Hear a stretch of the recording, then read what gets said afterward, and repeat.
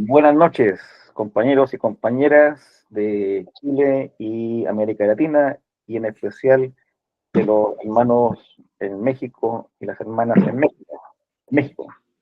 Y en especial a todos los movimientos y colectivos que en México están dando una lucha por sus demandas más sentidas y justas, en un país bastante complejo. Y justamente con respecto a México, vamos a conversar hoy día con la compañera Noemí, que es integrante del Frente Nacional de Lucha por el Socialismo, FNLS, ¿cierto?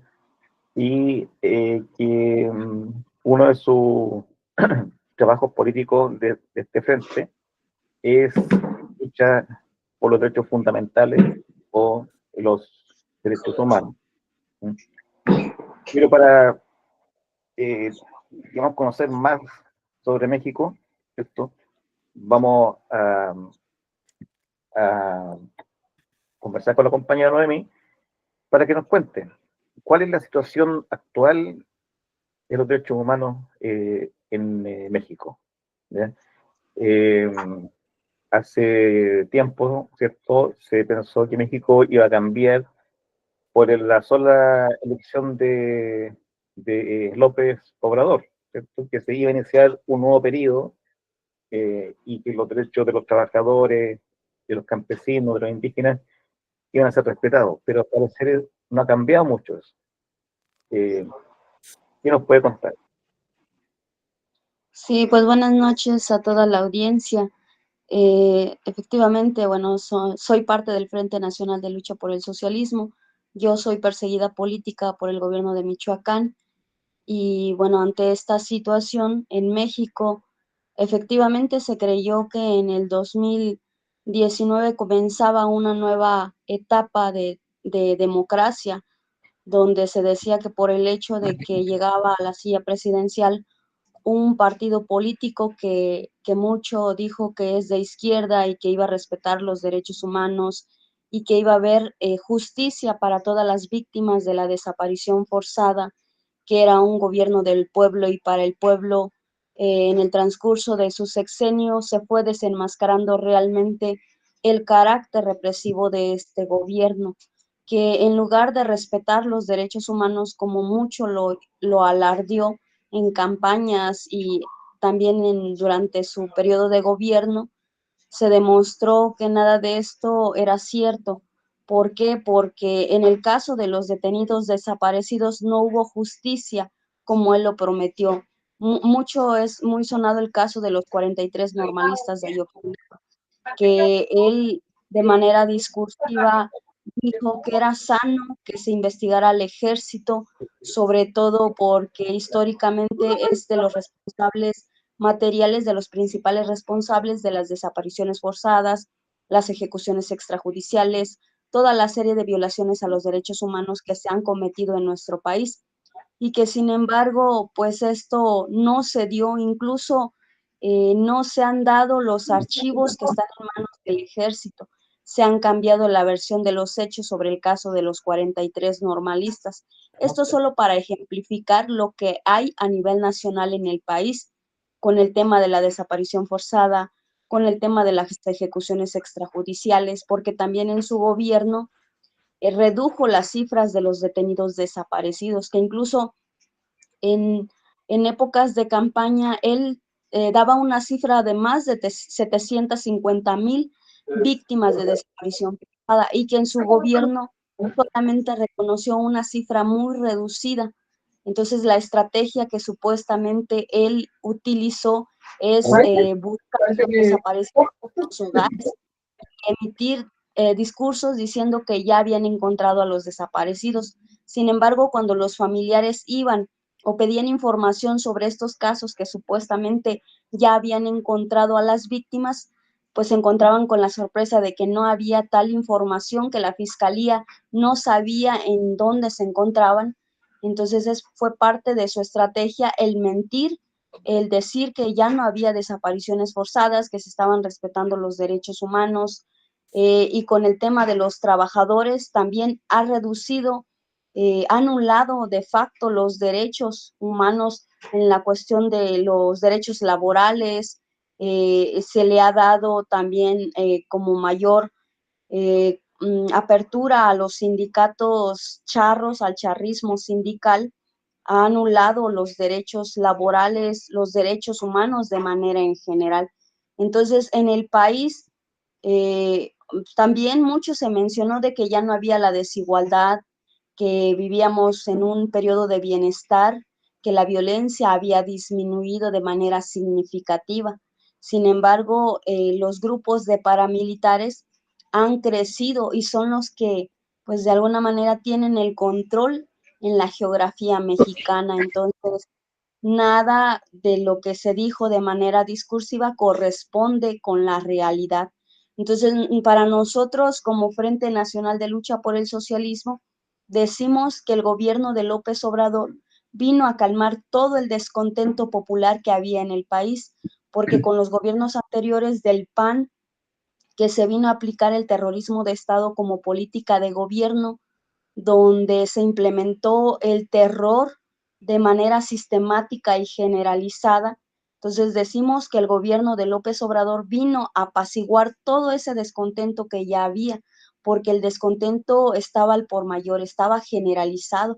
Entonces vino a oxigenar el capitalismo como modo de producción para darles mayores concesiones a los oligarcas, al grupo de oligarcas, tanto del país, pero a nivel extranjero, porque también en su gobierno se crearon proyectos económicos para el desarrollo económico, pero este desarrollo económico no es para el pueblo trabajador, para las comunidades campesinas e indígenas, sino que, por ejemplo, la creación del Tren Maya sirve a los intereses de los Estados Unidos para que las mercancías se puedan trasladar a otros países y se puedan realizar. Entonces, ahora con la continuidad de la doctora Claudia Sheinbaum Pardo, que también se dice es la continuidad del gobierno de la transformación, ellos lo llaman así, que nosotros sabemos que de transformación no tiene nada, sino que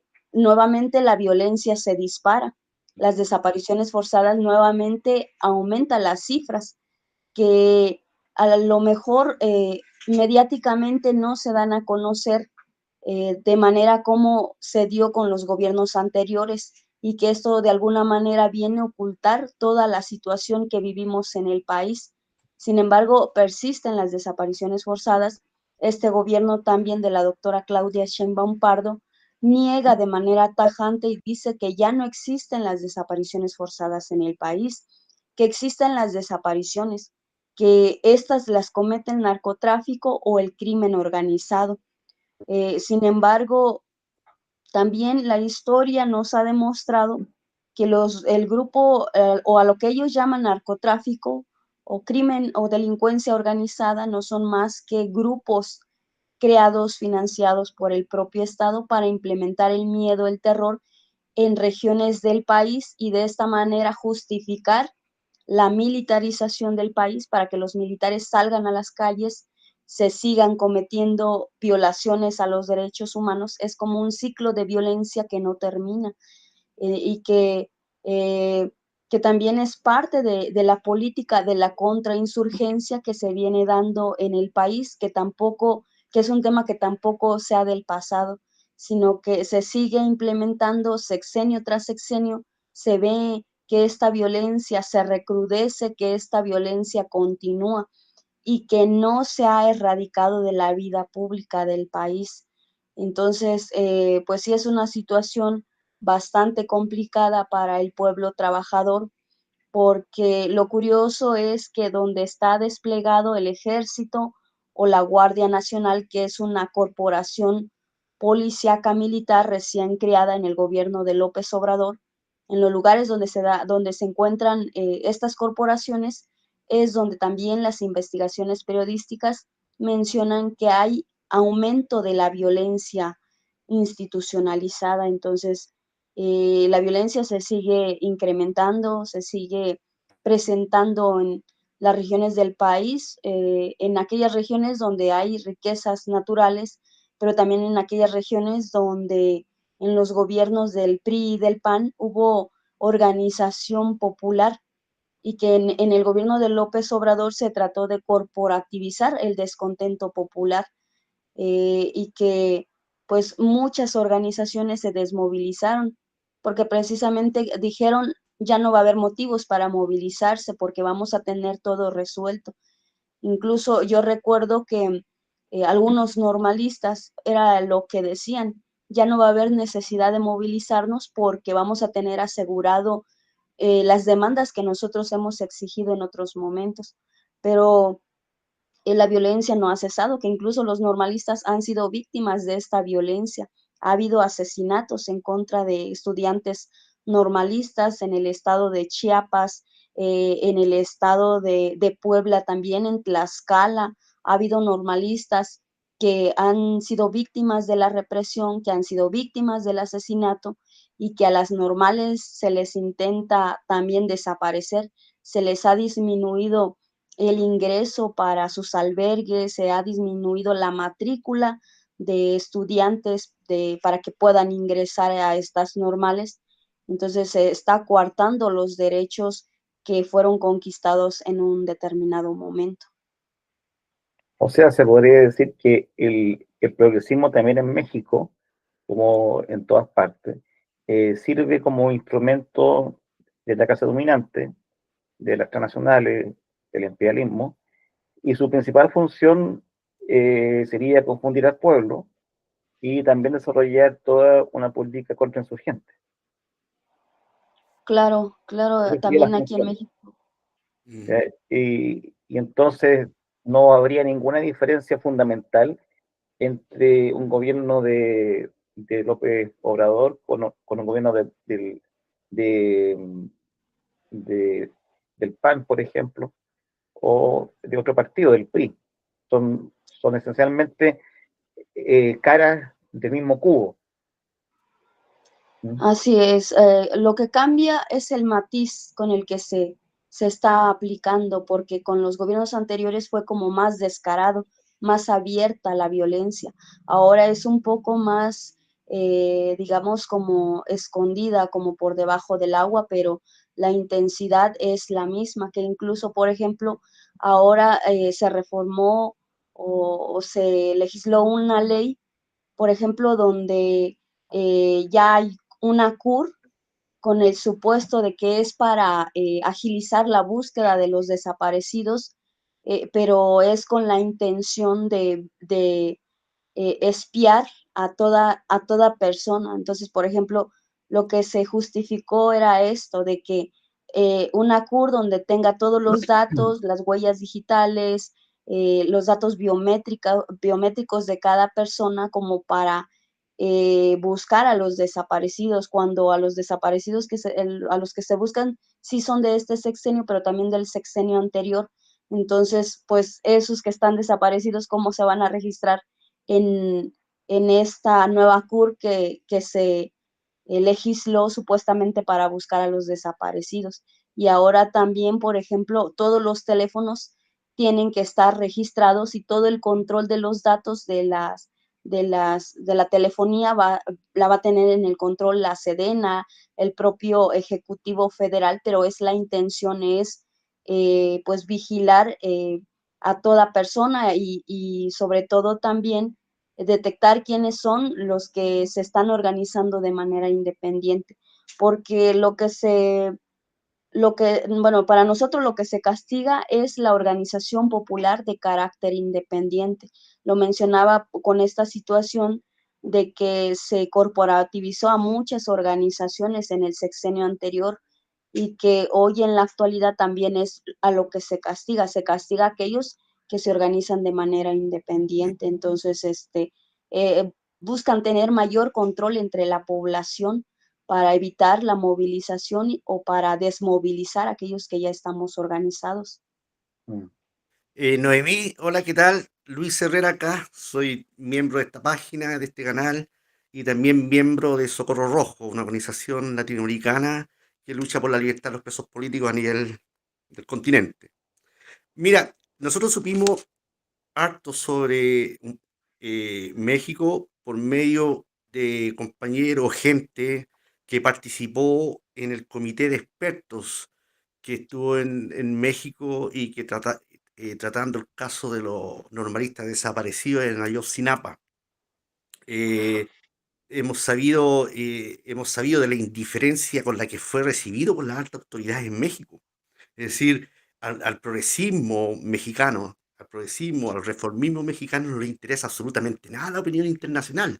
Por lo tanto, nos imaginamos cómo trata, digamos, a sectores revolucionarios, a sectores disidentes. Pero yendo a la pregunta, ¿tuvo algún efecto más o menos especial el comité de expertos en la lucha por los derechos humanos en México? Sí, hola, buenas noches. Sí conocemos el trabajo que se realiza en Socorro Rojo. Es un trabajo valioso para exigir la libertad de los presos políticos, que, bueno, a lo mejor hay algunas organizaciones que no abanderan la lucha por la libertad de los presos políticos, sobre todo revolucionarios, y es muy importante, pues, la labor que realizan respecto a este trabajo sobre la libertad de los presos políticos, revolucionarios del mundo. Entonces, sobre este tema del caso de Ayotzinapa, el gobierno, sin importar la silla partidista que se encuentre en la silla presidencial, pues trata de manera efectivamente con indiferencia, indolencia, los casos como de desaparición forzada, y que este equipo de trabajo que se conformó por la desaparición forzada de los 43 normalistas de Ayotzinapa sí fue tratado con desdén, con indiferencia, y podemos decir que es algo muy característico en los gobiernos de México, que incluso si hay también alguna opinión internacional, eh, pues no lo consideran porque lo ven como si se estuviera interviniendo en los asuntos de México. Nosotros pues decimos que el gobierno mexicano ha adquirido compromisos a nivel internacional, y que el trabajo de los expertos independientes, sobre todo porque fue un trabajo que era pues de un nivel muy alto y que debería de haber sido considerado para precisamente buscar y localizar a los normalistas de Ayotzinapa, y que sin embargo no se dio por la cuestión esta de que el gobierno lo ve mal, la intervención de otros organismos internacionales. Sin embargo, aquí en México, para quienes siguen el caso de Ayotzinapa y quienes también exigimos su presentación con vida, nosotros conocemos que fue un trabajo donde sí había líneas generales o líneas particulares de investigación donde el Estado debía de haber retomado para que, pues, la búsqueda se diera de manera efectiva, pero también sobre todo porque el grupo de expertos independientes tocaba al ejército.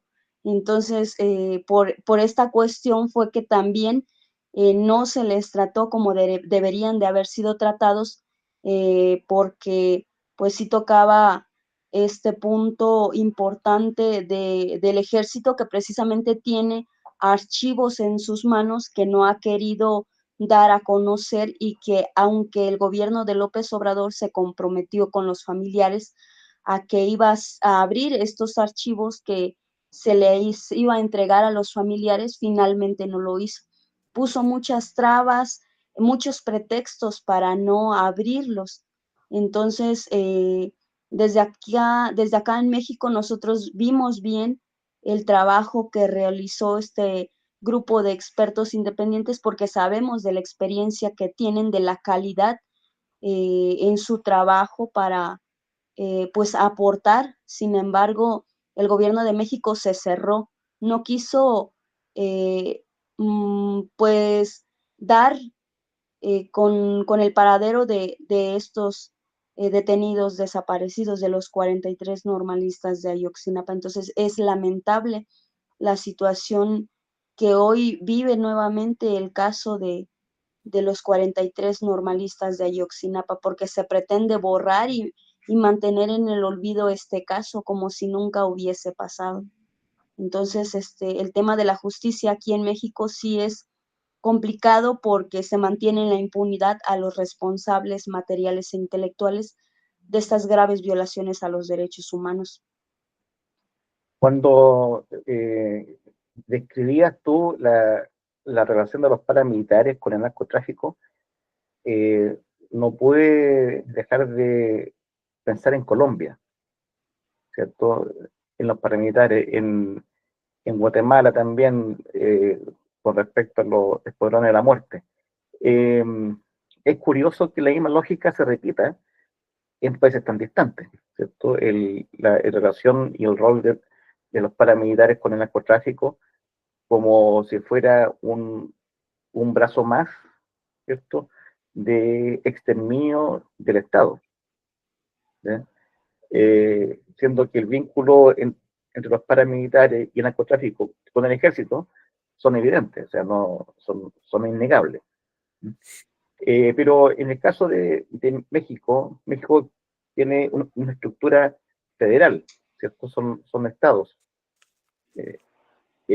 ¿Cómo opera la estructura paramilitar en un país como México que es federal? ¿Hay, hay alguna coordinación nacional entre las distintas expresiones paramilitares? ¿Cómo se da eso? Bueno, lo poco que nosotros conocemos ha sido a través de testimonios de familiares o de personas que en algún momento estuvieron en esta condición de detenidos desaparecidos o de personas que han sido desplazadas por la violencia, el terror que se impone. Entonces, pues lo que sí hemos conocido es que, por ejemplo, en los sexenios anteriores, eh, cuando había un retén del ejército, a unos metros había retén de estos grupos de paramilitares y sobre todo lo que se ha investigado es el armamento que poseen, que es exclusivo del ejército.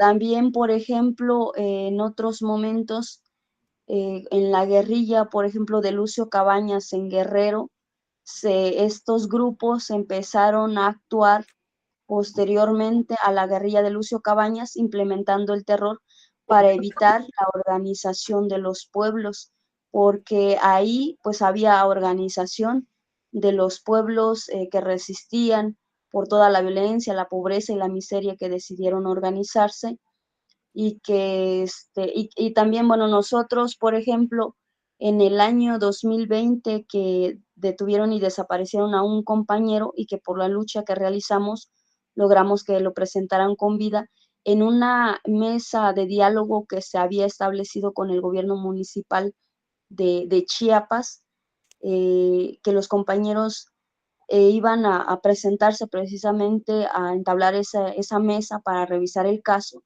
Llegaron un grupo de paramilitares que nosotros responsabilizamos del cometido de esa desaparición forzada. Entonces llegaron como para impedir esa mesa de trabajo o de diálogo. Entonces de alguna manera se ve ahí la conexión que existen entre estos grupos.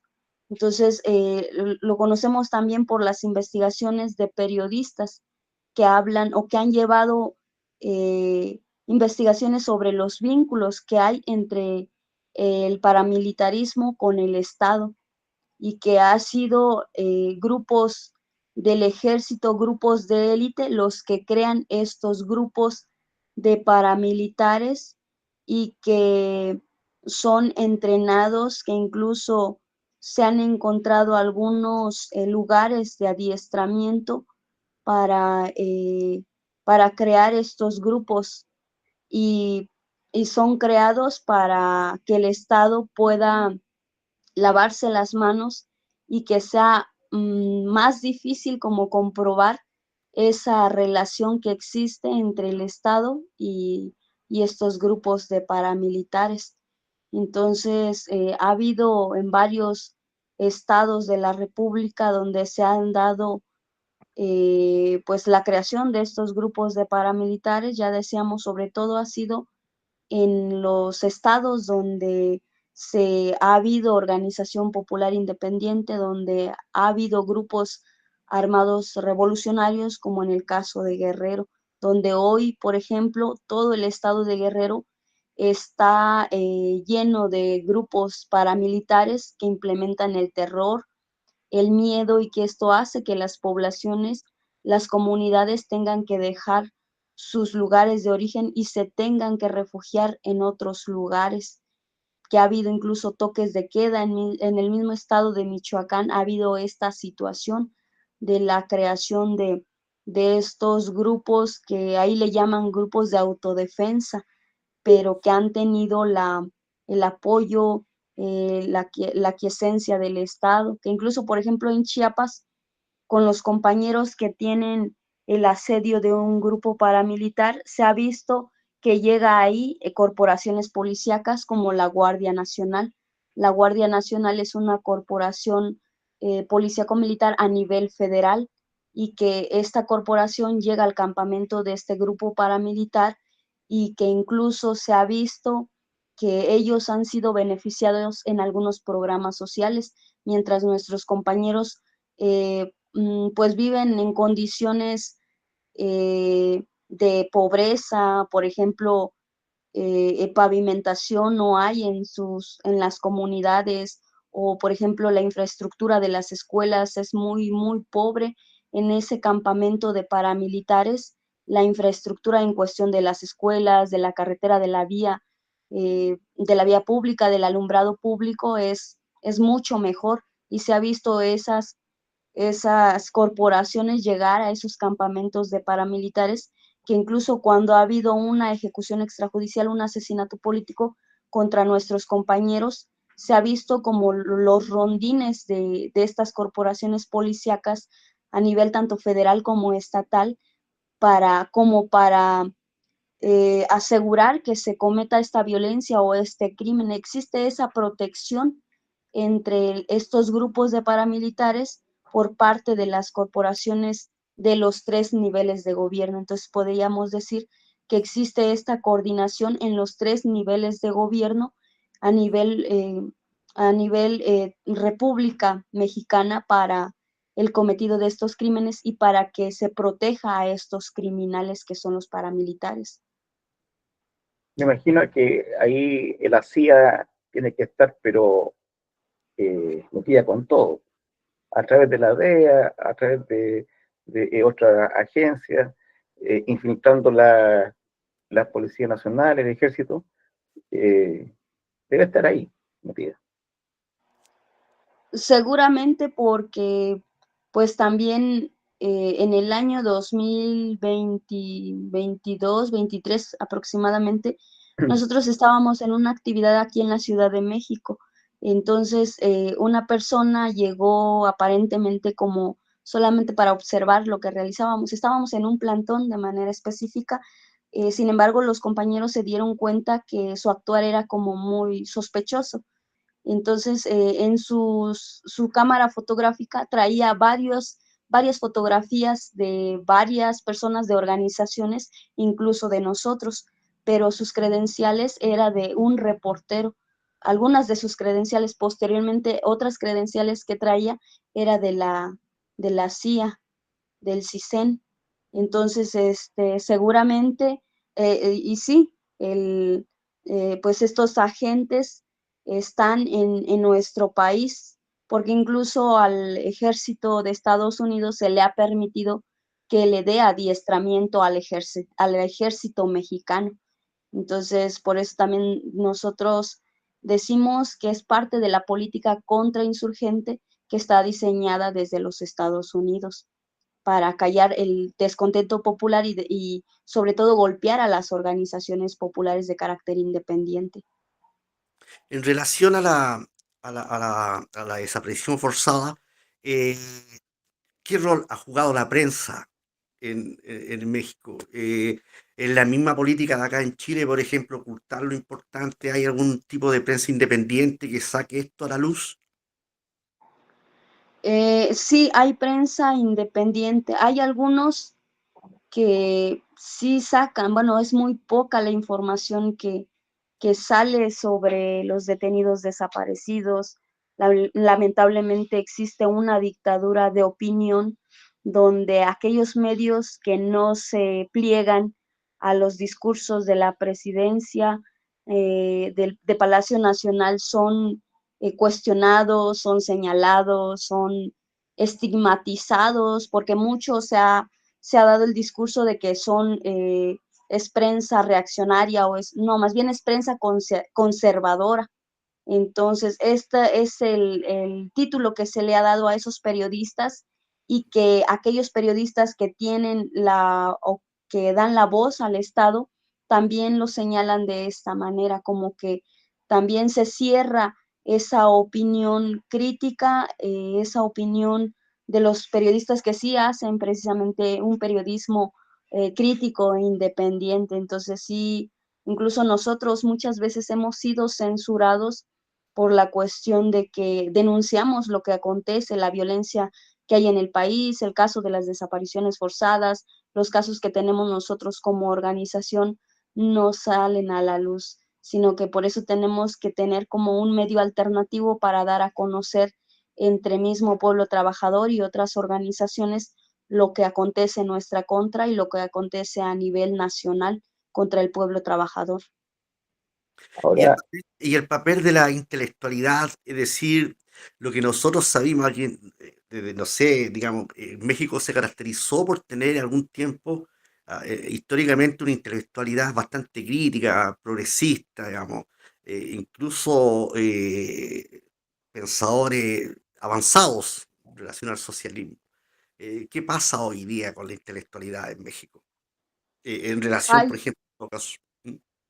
Sí, hay algunos que se han mostrado solidarios, que sí escriben sobre el caso de la desaparición forzada o la violencia institucional, mantienen su posición crítica y solidaria hacia las víctimas de estos crímenes.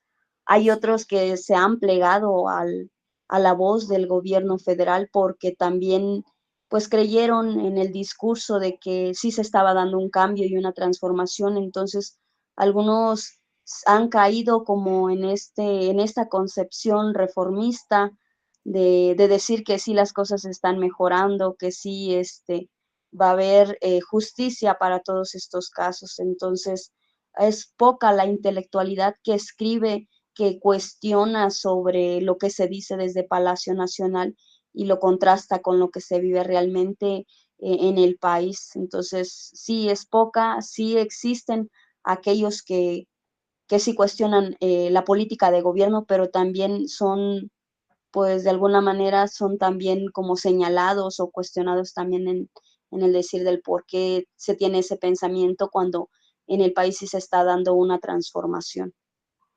ahora, esta política represiva eh,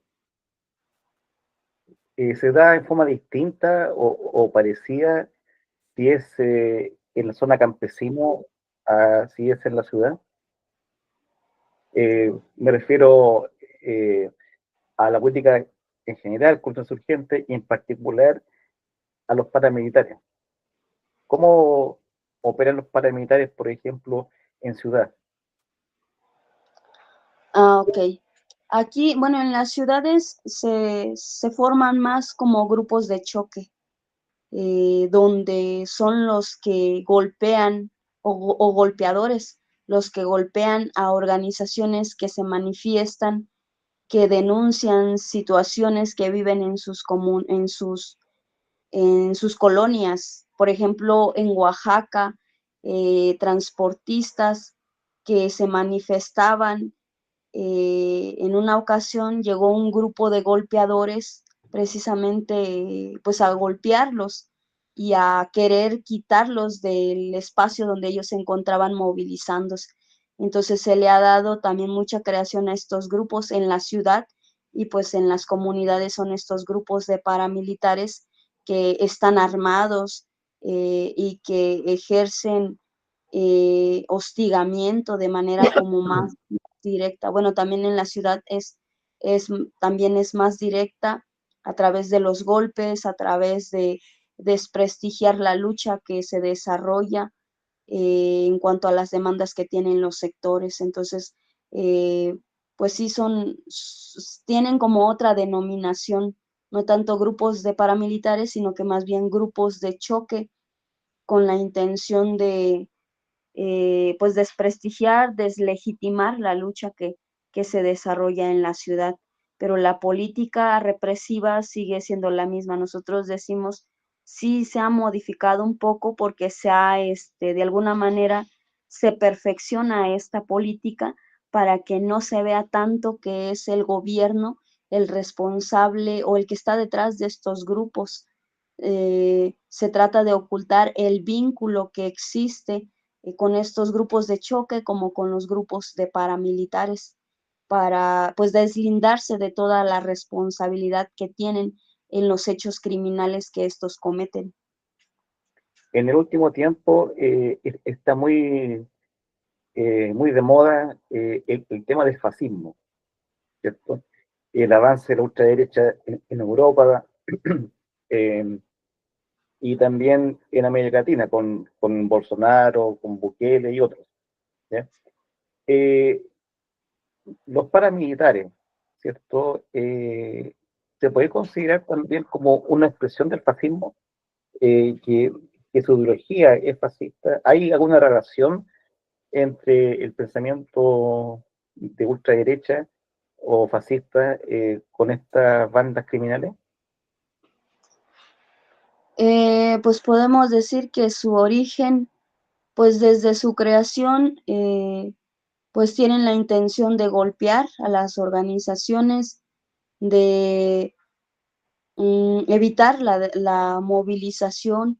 Entonces el fascismo pues también trata de tener como el control completo de toda la población y probablemente como son utilizados estos grupos, no sean como conscientes de o no tengan ellos pues claro que es de origen como con esta ideología fascista, porque muchos de ellos son parte de la población del pueblo trabajador que está desclasado y que tal vez ellos no tengan como esa claridad. Sin embargo, desde las instituciones del gobierno, desde el Estado, sí tienen esa intención y los crean bajo esa concepción de tener una concepción fascista,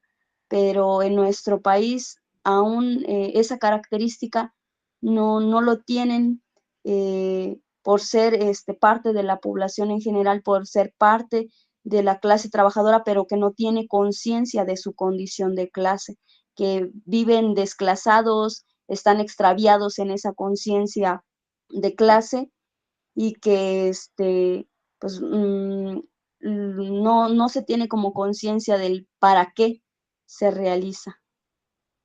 Me recuerdo, por ejemplo, una pensadora de verdad progresista, Hannah Arendt, cuando definió al fascismo, manifestó que el fascismo era la unión entre la turba y la élite.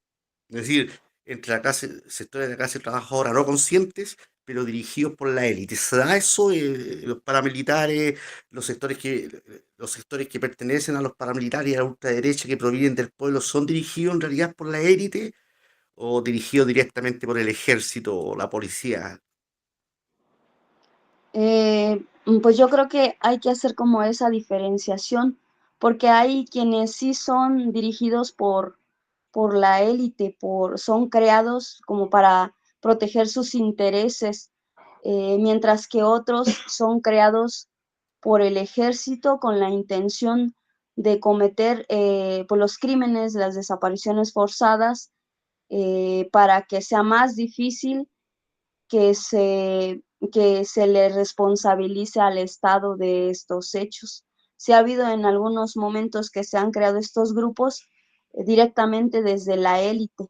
Hay otros que son creados por el ejército, como lo mencionaba, campesinos desclasados o parte de la población desclasada, que pues sí les van metiendo como cierta ideología para justificar ese actuar criminal y que en algunos tal vez no tengan como muy claro porque precisamente son grupos desclasados que pues reniegan de su condición de clase social y que no se reconocen como tal y que sin embargo son utilizados precisamente por ser desclasados, ser lumpes para cometer ese tipo de crímenes. Ahora, ante esta situación que has descrito, eh, ¿existe la intención, la posibilidad de ir avanzando desde la base, ¿cierto? Desde abajo, en función de ir creando un frente único que pare esta violencia, que pare a los militares y que rescate a los compañeros que están desaparecidos y que son presos políticos? Bueno, hasta el momento aquí en México el movimiento popular sí está un tanto disperso.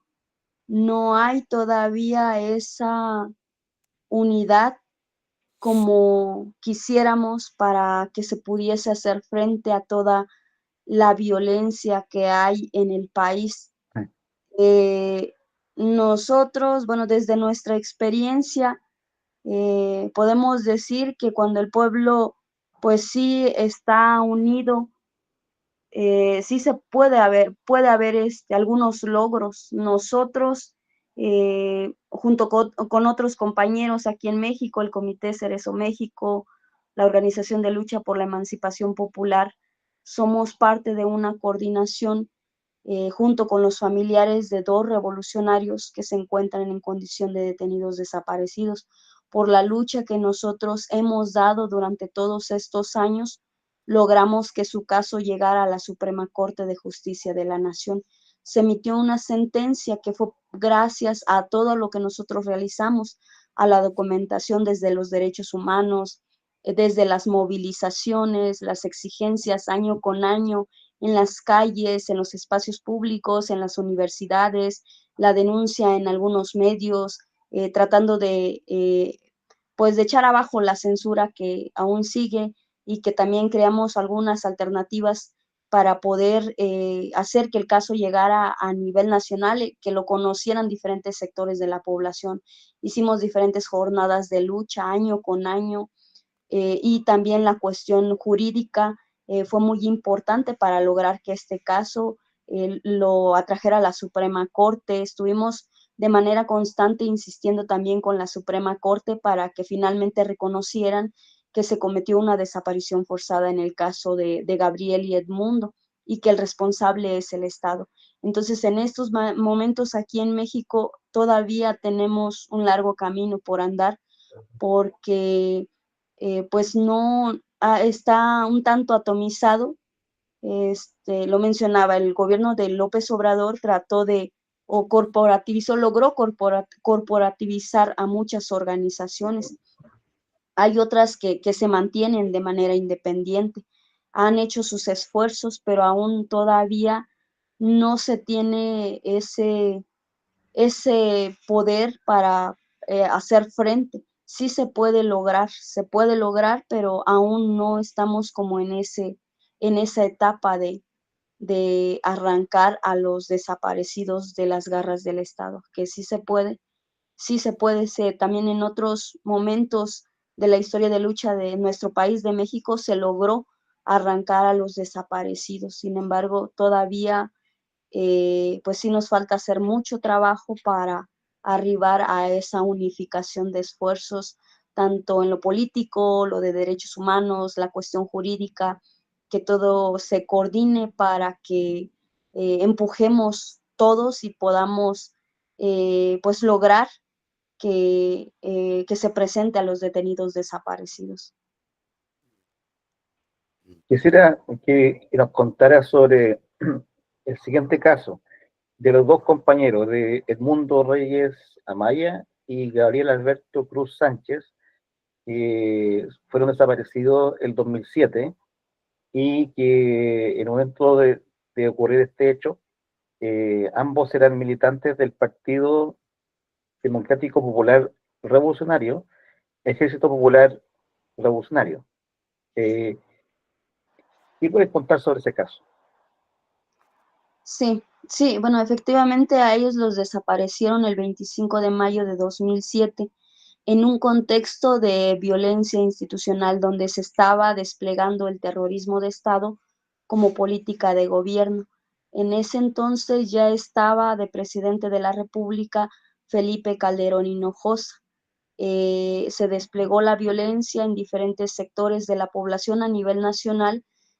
Había ocurrido lo de Atenco en mayo del 2006, ocurrió lo de Atenco, donde allanaron las casas en el Estado de México, hubo mujeres que fueron violadas sexualmente, bueno, fueron violadas, se les violaron sus derechos humanos a toda la población porque ellos defendían la tierra.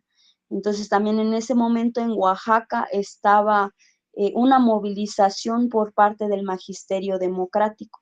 Gobernaba en el estado Ulises Ruiz Ortiz, un priista, y pues por toda la represión que se dio, que incluso se crearon caravanas de la muerte, hubo desapariciones forzadas, también ejecuciones extrajudiciales, allanamientos de hogares, se desplegó la Policía Federal, el Ejército, también pues se conoció de grupos de paramilitares que incluso se crearon grupos de la contrainsurgencia. Uno de ellos, Fuerzas Policial de Alto Rendimiento, FEPAR, eh, también se creó con la intención de golpear al movimiento magisterial, pero también, sobre todo, a los militantes del Partido Democrático Popular Revolucionario, Ejército Popular Revolucionario. Entonces, en ese contexto de violencia que se seguía dando en el estado de Oaxaca, es que detienen y desaparecen a Gabriel y Edmundo en un operativo conjunto donde participó el ejército, participó la Policía Ministerial de Oaxaca, la Policía Federal y este grupo de contrainsurgencia denominado como FEPAR.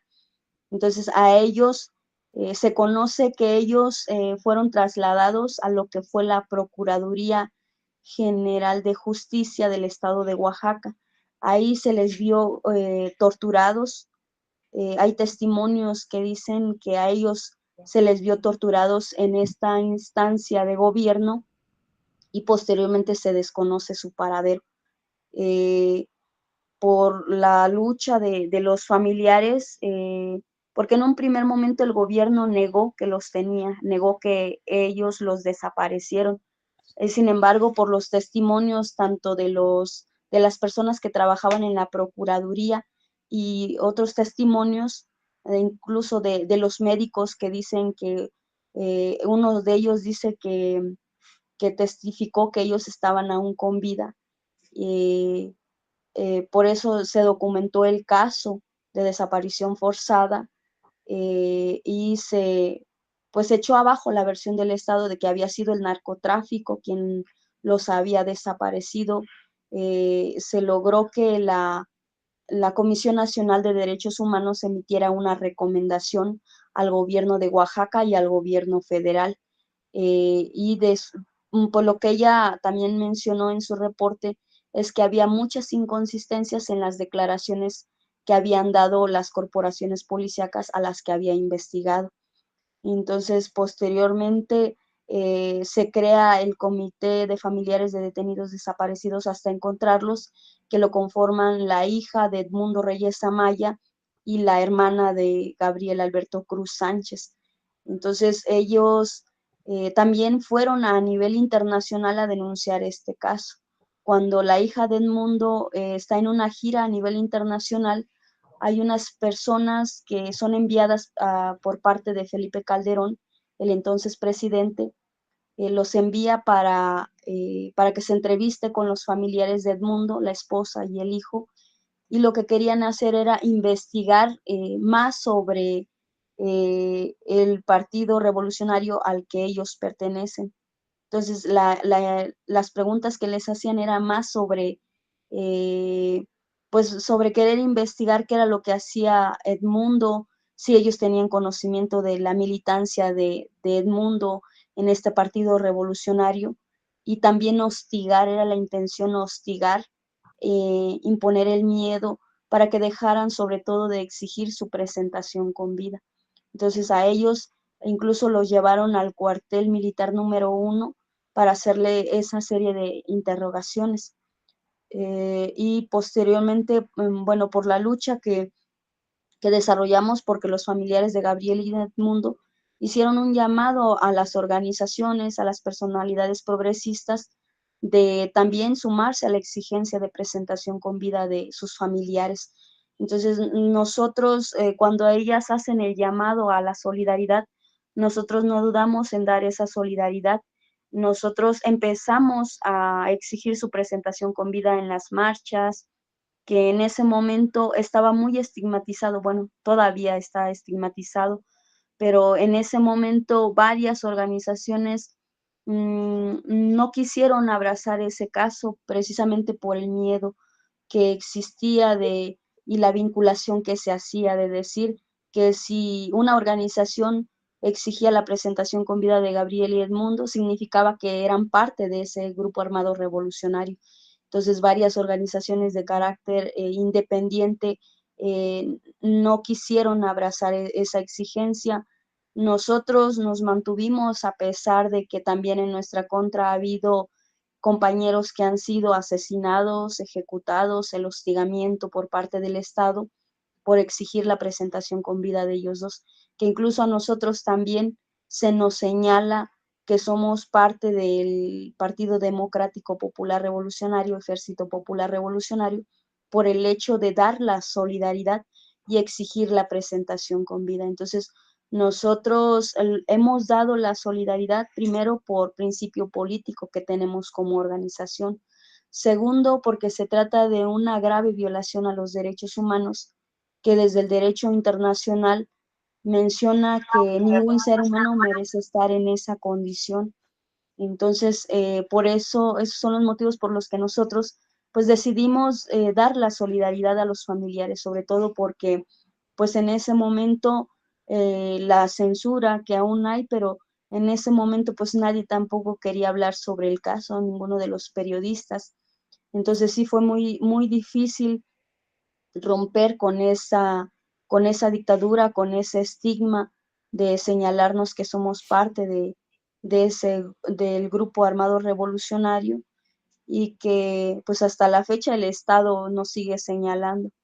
Entonces, por toda la lucha que nosotros desarrollamos en estos años, que ya ellos cumplieron 18 años de estar en esta condición, es que pues se logró la coordinación de esfuerzos desde el aspecto de derechos humanos, el aspecto jurídico, el aspecto político, junto con los familiares, que ellos pues también han hecho acciones para exigir la presentación con vida de sus seres queridos. Es que pues la Suprema Corte reconoce este caso y dentro de las medidas que establece la Suprema Corte de Justicia de la Nación es que se les busque a Gabriel y Edmundo en los cuarteles militares, porque en el cuartel militar número 1 fue el último lugar donde se les vio con vida.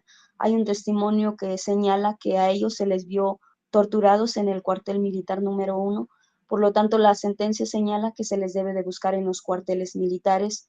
También señala la creación y conformación de una comisión especial de búsqueda para buscar bajo la presunción de vida a Gabriel y Edmundo, que esto fue algo muy importante porque no había sido reconocido el derecho de las víctimas a ser buscados con vida. A muchos se les ha buscado bajo la presunción de muerte. Entonces, esto fue un punto importante, por eso decimos que la sentencia es única en su tipo. En el país no se había dado una sentencia como esta, sobre todo porque también señala que los militares tienen que presentarse a comparecer en las instalaciones de la Fiscalía General de la República, que al ejército nunca se le ha querido tocar y que hoy con esta sentencia abre la puerta para que sean investigados, que incluso señala que se puede ingresar a los cuarteles militares sin que se les pida autorización ni que se les informe de que la comisión va a ingresar a los cuarteles militares. También pues dictó otras medidas como la reparación integral del daño que tiene que ver con la atención médica, psiquiátrica y psicológica a los familiares de las víctimas de la desaparición forzada. que a ellos también se les tiene que registrar en la lista de detenidos desaparecidos, porque incluso ni eso estaban registrados, no estaban reconocidos dentro de las víctimas de la desaparición forzada. Entonces, sí fue un logro importante y que a pesar de que ya se creó la Comisión Especial de Búsqueda, hasta la fecha no hay avances porque ponen trabas la Secretaría de Gobernación, la Secretaría de la Defensa Nacional, la Fiscalía General de la República, las instituciones que están obligadas a cumplir esta sentencia han puesto muchas trabas para avanzar en el caso. Se ha querido desvincular la investigación de la búsqueda, que este caso le toca tanto a la Fiscalía como a la Comisión Nacional de Búsqueda. Entonces, la Fiscalía hasta el momento no ha querido realizar 32 actos de investigación que salen de hacer todo un análisis de contexto de la situación en la que se cometió la desaparición forzada de Gabriel y Edmundo. Entonces se han negado a avanzar, han obstaculizado el proceso de investigación y de búsqueda para buscar a Gabriel y Edmundo. Entonces, ahorita, por ejemplo, los familiares han solicitado a la Secretaría de Gobernación se contemplen peritos independientes que sean de confianza de los familiares. Han propuesto a un perito, sin embargo, no hay respuesta, no han querido, pues, no han querido retomar la propuesta del familiar de Edmundo Reyes Amaya, de los familiares, sobre que haya un perito o haya peritos que sea de confianza de los familiares, porque se han hecho diligencias de prospección donde se va a los lugares donde se presume puedan encontrarse indicios del paradero de Gabriel y Edmundo. Sin embargo, estas prospecciones se han hecho sin rigor científico, no se ha utilizado el equipo técnico que se requiere para una prospección del lugar. Sí se han encontrado algunos indicios de la participación del ejército, y que sin embargo la Fiscalía General de la República no ha asistido a estas diligencias, que es un asunto que le toca porque se trata de la investigación.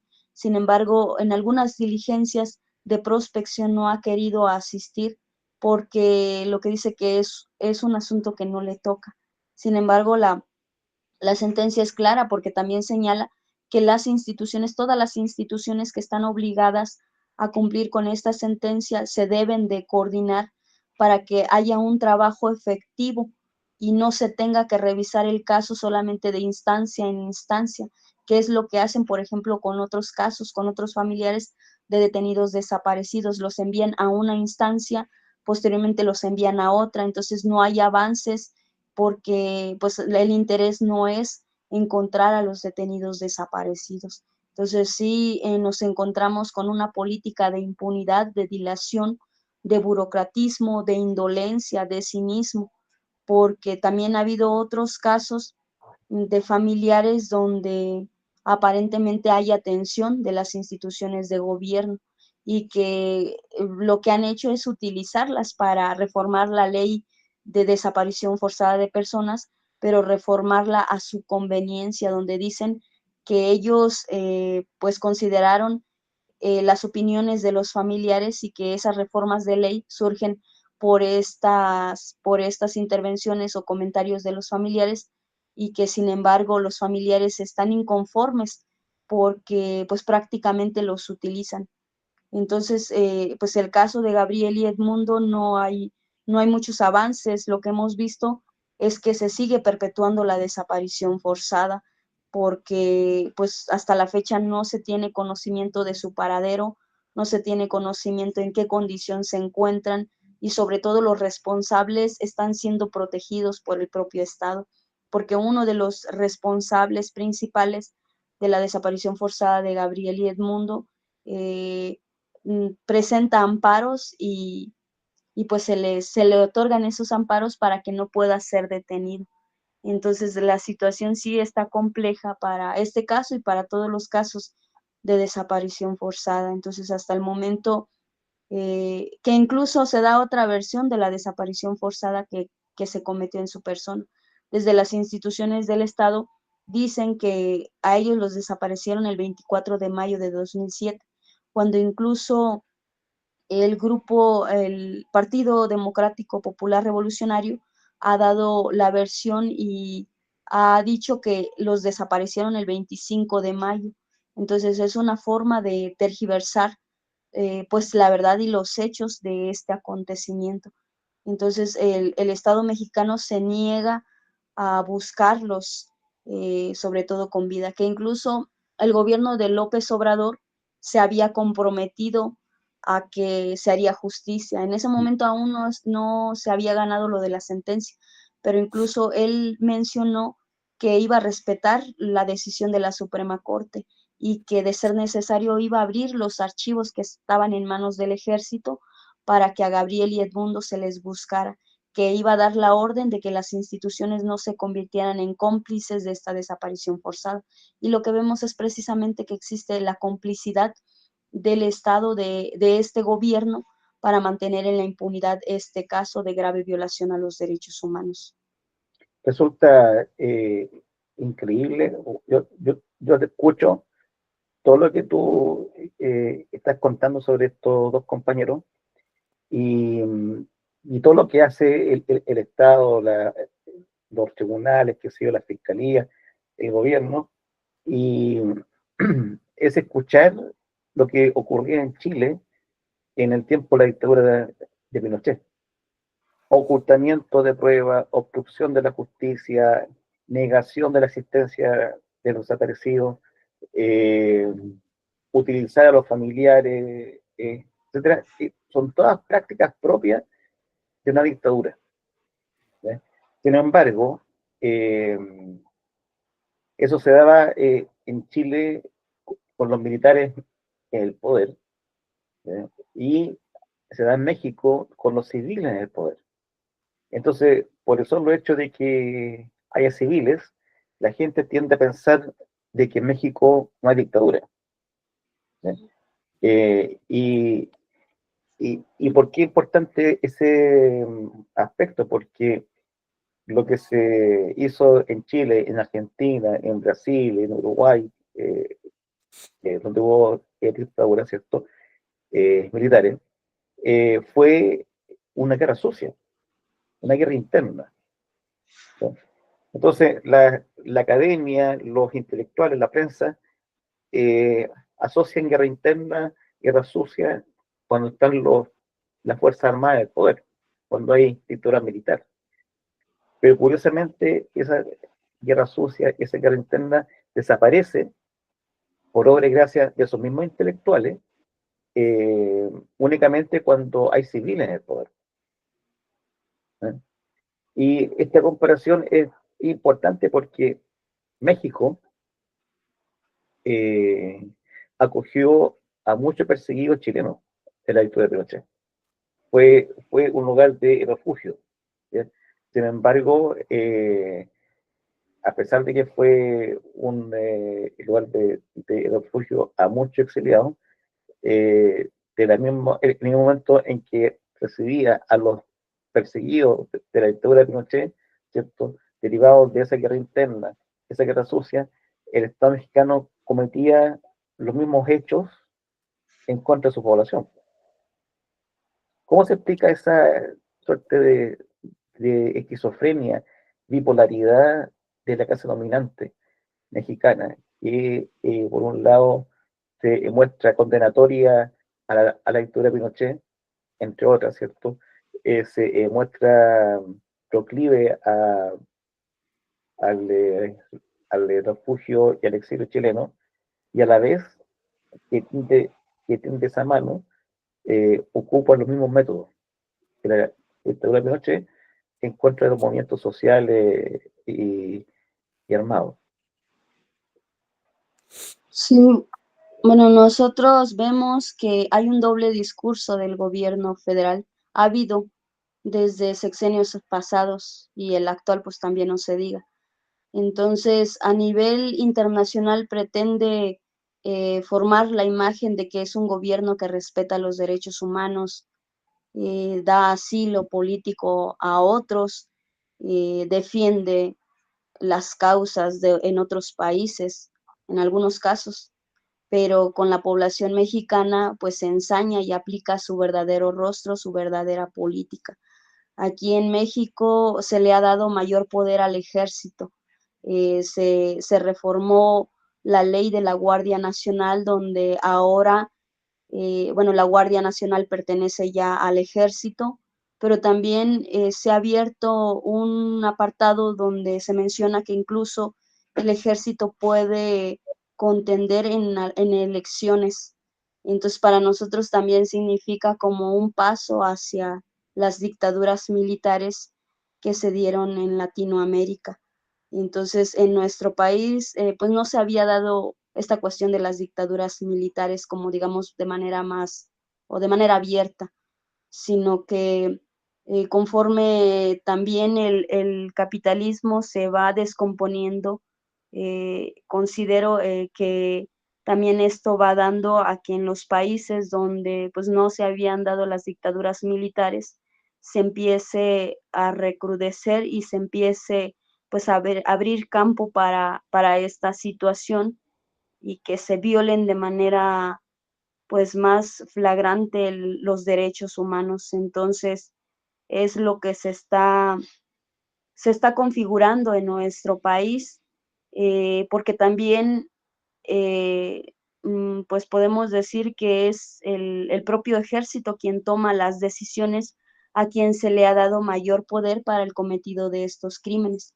Entonces, por eso aparentemente no hay una política de terrorismo de Estado o de violaciones a los derechos humanos, pero en las juntas militares, en las que se tiene con la jefa de Estado, pues desde ahí mismo se diseña como la política de seguridad interior para pues proteger los intereses de los grandes oligarcas.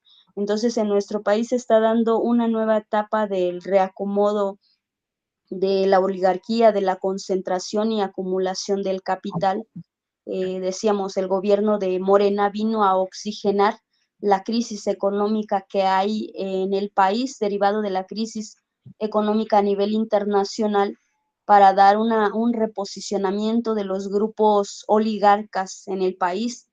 Entonces, pues tiene que ver con esa situación de que aparentemente ese es un gobierno que respeta los derechos humanos y que a nivel internacional muchos lo consideran así, que incluso algunos, cuando les comentamos precisamente de la situación que vivimos aquí en México, sí se sorprenden porque sí creen que en México se respetan los derechos humanos, también por esta situación de que abre las puertas como a las personas que son perseguidas o que sufren de la violencia en otros lugares del mundo, y que pues trata de ganar como la simpatía para que de alguna manera se legitime toda esta violencia que se vive en el país. Entonces sí, es un gobierno demagógico, un gobierno que utiliza un doble discurso afuera, pero adentro es otro. Es decir, estamos ante una dictadura perfecta, una dictadura del capital, prestigioso hacia afuera y represivo adentro, ¿no? Tal como lo Así dijo es. un pensador, un escritor Huxley, sobre en el futuro sería la democracia, sería prácticamente la dictadura perfecta, es lo que se vive en México.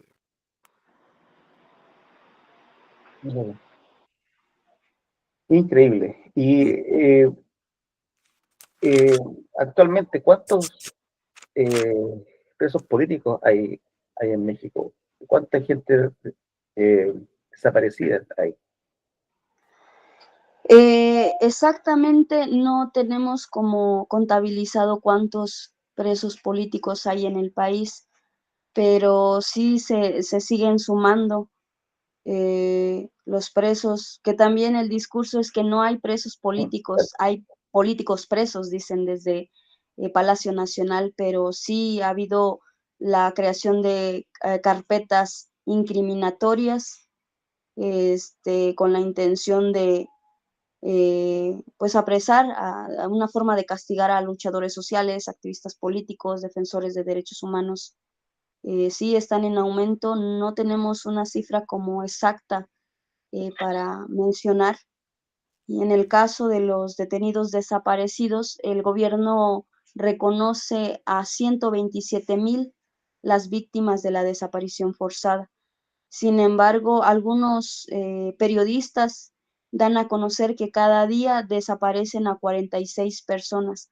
Amnistía Internacional menciona que son 90 personas las que desaparecen todos los días.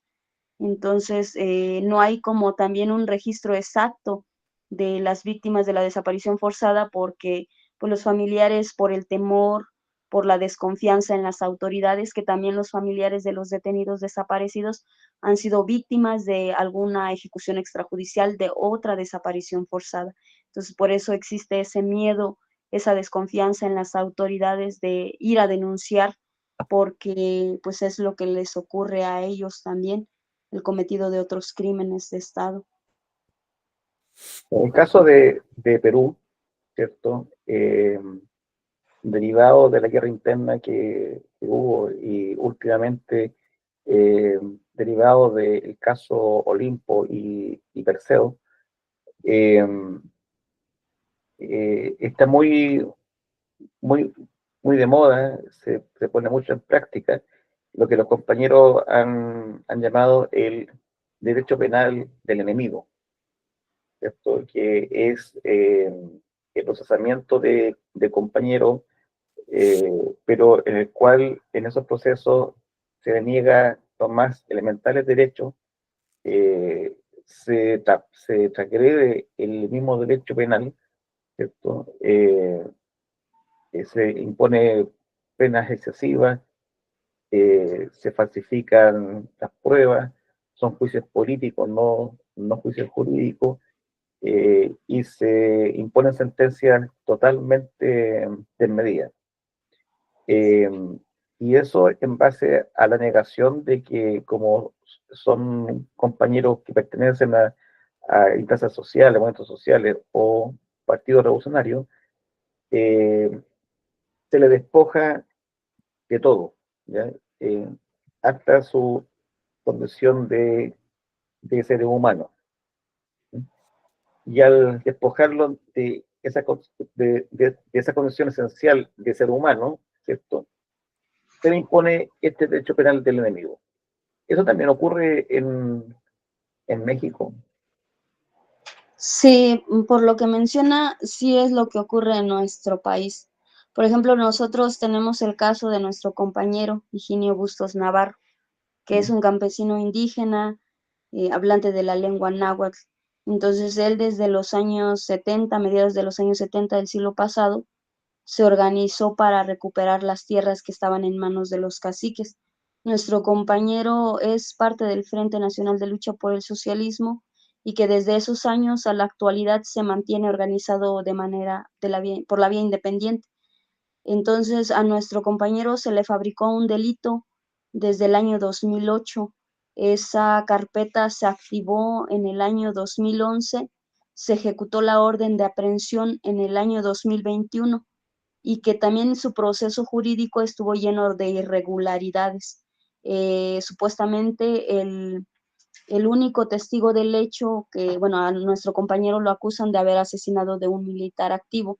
Después supimos que ese militar estaba infiltrado en la organización, hacía labores de espionaje. Entonces, supuestamente el único testigo de ese asesinato, que fue su padre, alteró la versión de los hechos en 4 ocasiones. En la primera declaración, él dijo que no sabía quién había asesinado a su hijo. Posteriormente, la Fiscalía, bueno, en ese entonces la Procuraduría General de la República retoma el caso, lleva al papá, lo trae a la Ciudad de México, aquí el señor declara, entonces ya cambia su versión y dice que siempre sí sabe quién mató a su hijo. Primero menciona a un tal Felipe, da otro nombre, pero posteriormente nuevamente la Fiscalía lo trae a declarar y dice que fue Higinio quien asesinó a su hijo. Entonces, jurídicamente se supone que cuando una persona altera la versión de los hechos, pues de inmediatamente se anula ese testigo, no es válido. Sin Claro. embargo, a él se le dio por válido porque porque acusa de manera directa al compañero. Entonces, asimismo, el gobierno, bueno, porque ahora su caso llega al grupo de trabajo sobre detenciones arbitrarias. El grupo de trabajo le pide información al gobierno de México, porque el grupo de trabajo pues sí dice que se cometió una detención arbitraria, pero el gobierno de México, cuando envía la información, dice que el compañero Higinio conocía de la detención, de la orden de detención que había en su contra. Menciona el gobierno de México que el compañero Higinio estaba prófugo, cuando el compañero Higinio nunca conoció de esa orden de aprehensión. Nuestro compañero siempre ha estado pues organizado, realizando trabajo en la comunidad, realizando trabajo de la organización, y el gobierno de México trató de mentir para pues quitarse de su responsabilidad de que había violado derechos humanos.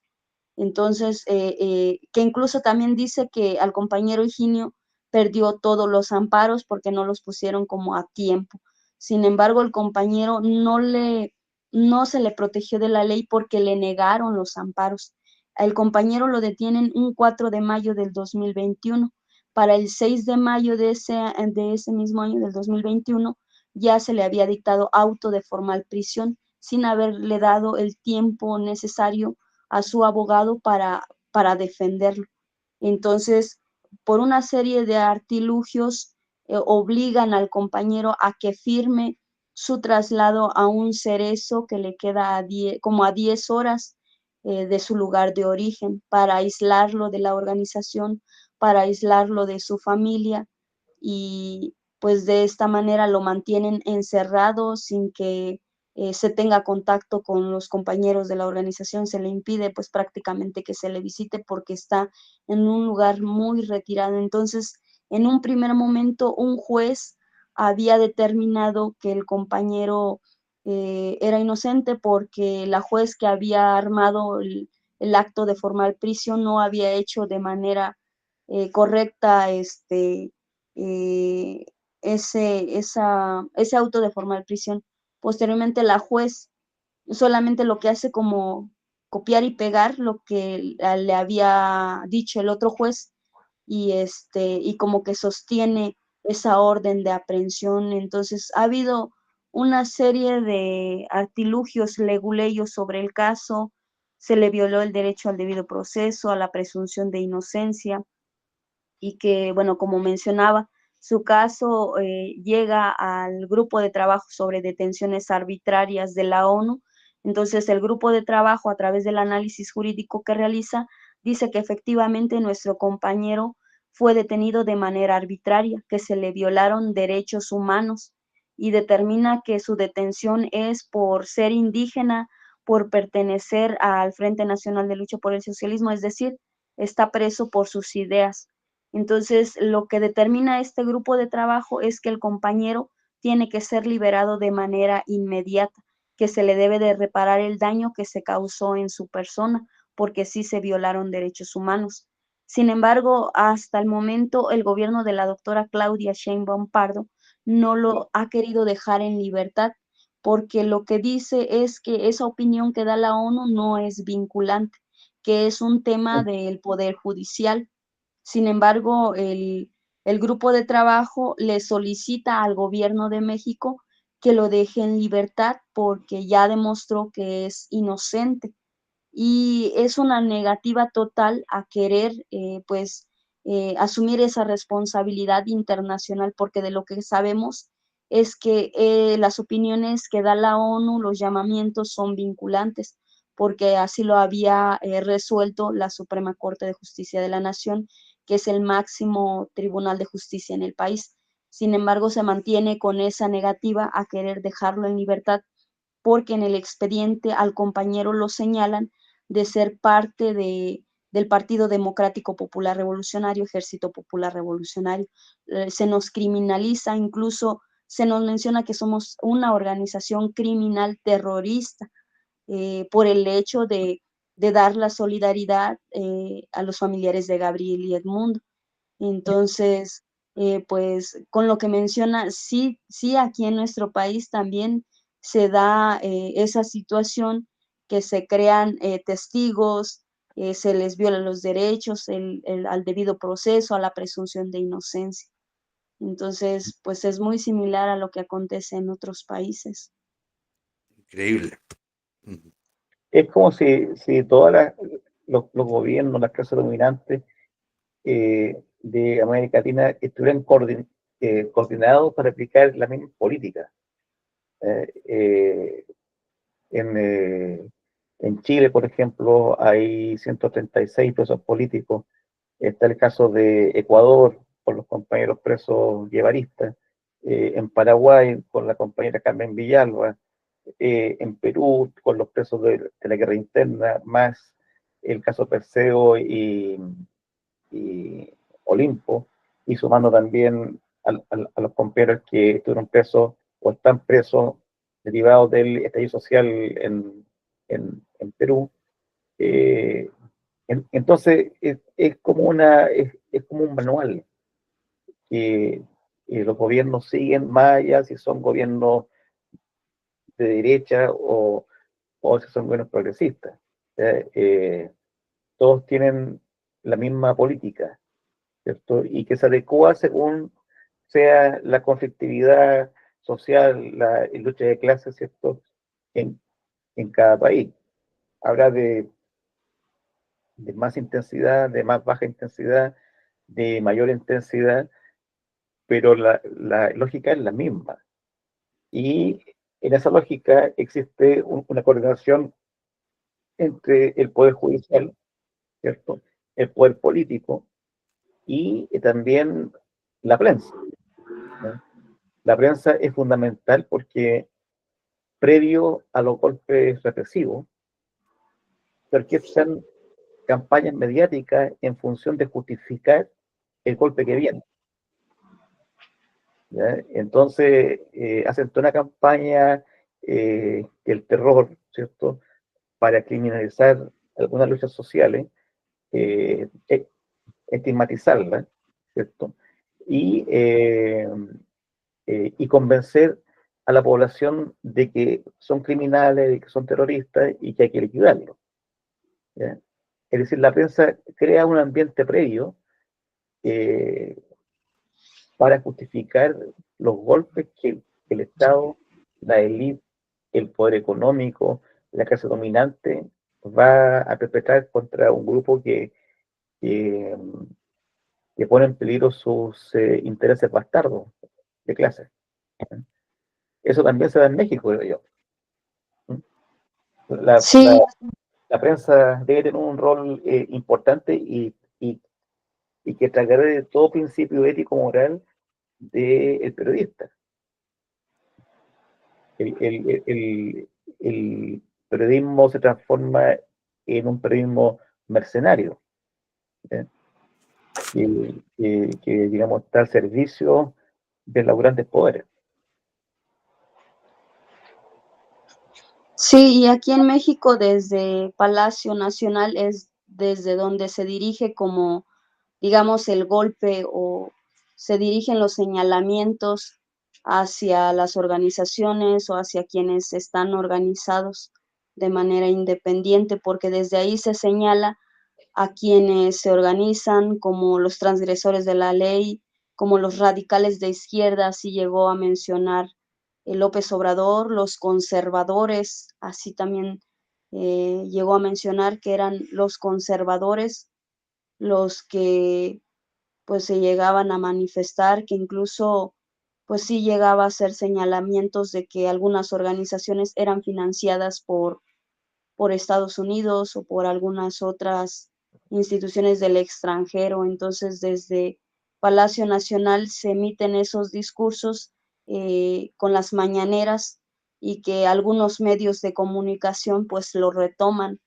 para crear esas condiciones precisamente para generar la represión, la estigmatización e ir creando como en el ideario colectivo que precisamente son esas organizaciones las que son los criminales, las que atentan contra la ley y de esa manera justificar la represión.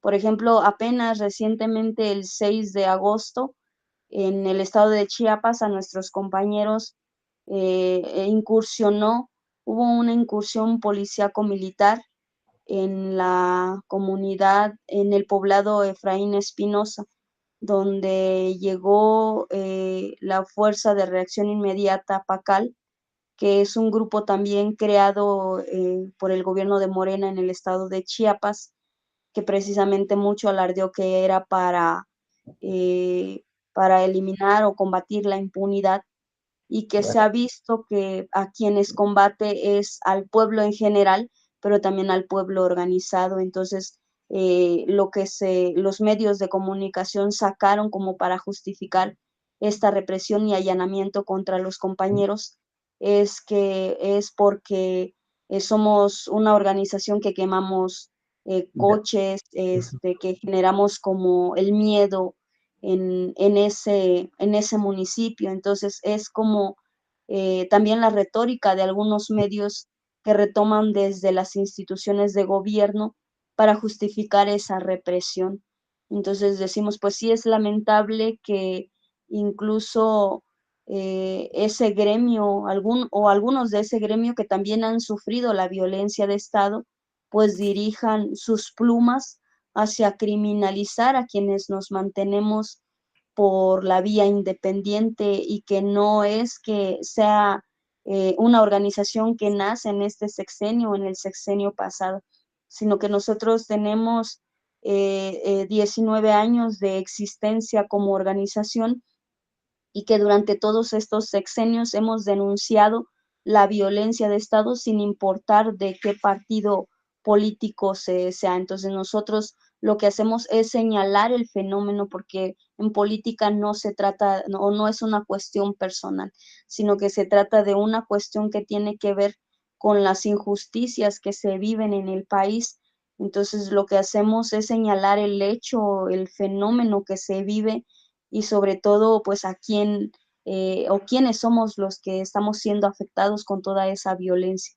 Entonces sí es lamentable que desde algunas plumas de algunos periodistas se nos señale de esa manera para justificar esa represión y ese golpe hacia quienes nos organizamos de manera independiente, porque pues significa que la libertad de expresión, de organización, es criminalizada, es judicializada, y se justifica el golpe o la represión, el cometido de crímenes en contra de las organizaciones populares de carácter independiente. Tú mencionabas en algún momento de que el movimiento popular estaba como atomizado. Eh, ¿Qué sucede con las organizaciones revolucionarias, por ejemplo? ¿Hay acercamiento, proyección futura o algo así? Pues realmente eh, no pudiésemos como hablar mucho sobre la cuestión de las organizaciones revolucionarias. Sabemos que existen, eh, que hay algunos que pues emiten crítica política hacia el gobierno actual, y que se ha mantenido también hacia los gobiernos anteriores, pero pues no conocemos más sobre, digamos, sobre el trabajo que realizan, o el campo de acción que ellos tienen. Entonces, pues no pudiésemos como ahondar más Mm, en el tema. mm, Pues conocemos del caso de Gabriel y Edmundo por sus familiares, de la lucha que ha desarrollado el Partido Democrático Popular Revolucionario a través de algunas publicaciones que realizan, pronunciamientos que hacen sobre el caso de Gabriel y Edmundo, mm. pero pues no conocemos mucho sobre ellos. Entonces, pues en el país, eh, pues pudiésemos decir precisamente eso de las organizaciones populares, que hasta el momento algunas pues sí se mantienen atomizadas por la cuestión del discurso de Morena, de que hay transformación, de que hay un cambio en el país, pero sobre todo por la cuestión de los programas asistencialistas que también han servido como parte de la contrainsurgencia, porque vienen a desmovilizar el descontento popular y vienen a darle como otro rostro a la pobreza, como que la llegan a romantizar con la cuestión de los programas asistenciales. Cuando tú nos explicabas los discursos del Palacio, ¿cierto? En función de criminalizar, eh, ya me acordaba que en muchas ocasiones cuando López Obrador hacía sus conferencias interminables, eh, que a mí me daba mucho sueño porque, digamos, decía dos, tres palabras y después venía una pausa grande. Entonces, costaba mucho seguir el discurso porque o le venía un infarto ahí mismo o simplemente se le iba el coágulo hacia un lado del cerebro. Pero es un caso único, es un caso único. El viejito es terrible. Pero lo que me sorprendía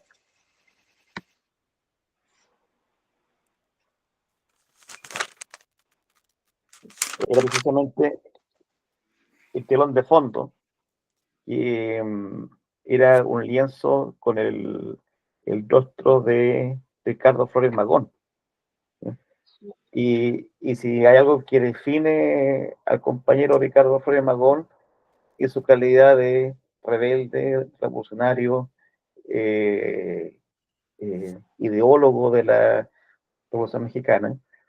Y resulta que todos esos valores que encarna Flores Magón son los valores que el mismo viejito López Obrador persigue, ¿ya? Y que criminaliza. Entonces es de una bipolaridad o esquizofrenia o, digamos, una perversión brutal, porque eh, manosea una figura esencial en la historia mexicana, ¿cierto? Eh, Sí, es increíble.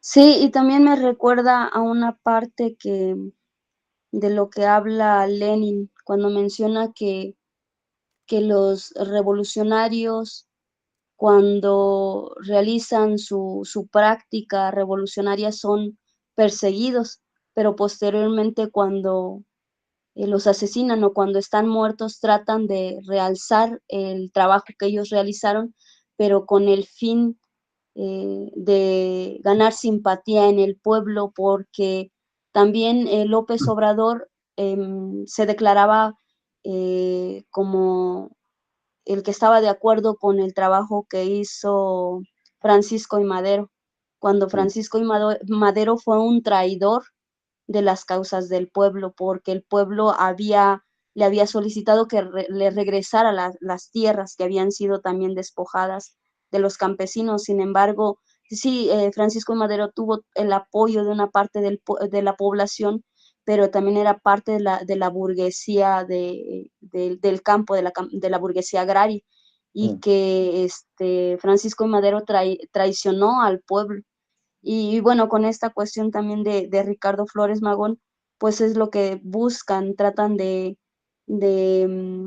apropiarse de las figuras de la Revolución Mexicana o de los héroes populares para simpatizar con el pueblo y hacerle creer al pueblo que sí son un gobierno que busca la transformación o que está haciendo la transformación, que está al lado del pueblo.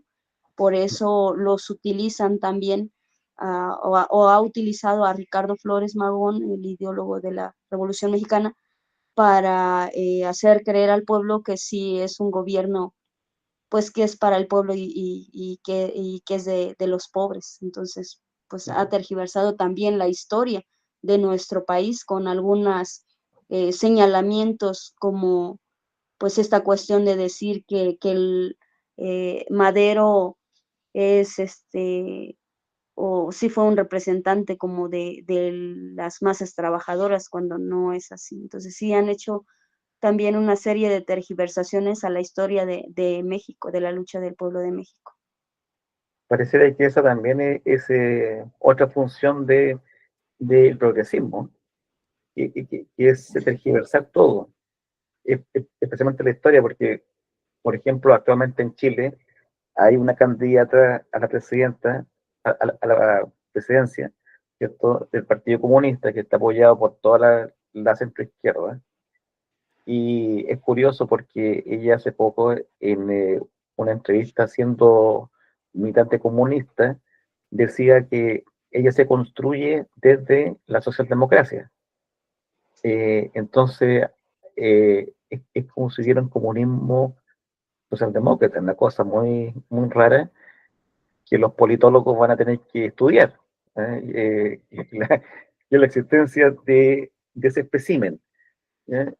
Entonces, claro, eso tiene que ver con cómo se reescribe la historia a su antojo, ni siquiera con parámetros eh, aceptables.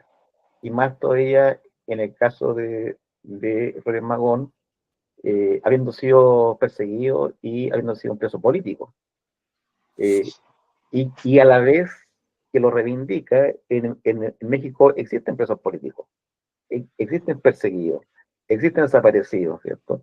Y, y toda esa política contrasurgente va justamente en sentido contrario a lo que pensaba Flores Magón cuando escribía sus artículos, sus manifiestos a favor de la tierra y libertad, ¿cierto? Entonces es bastante, y que también se repite, por ejemplo, en Uruguay con el caso de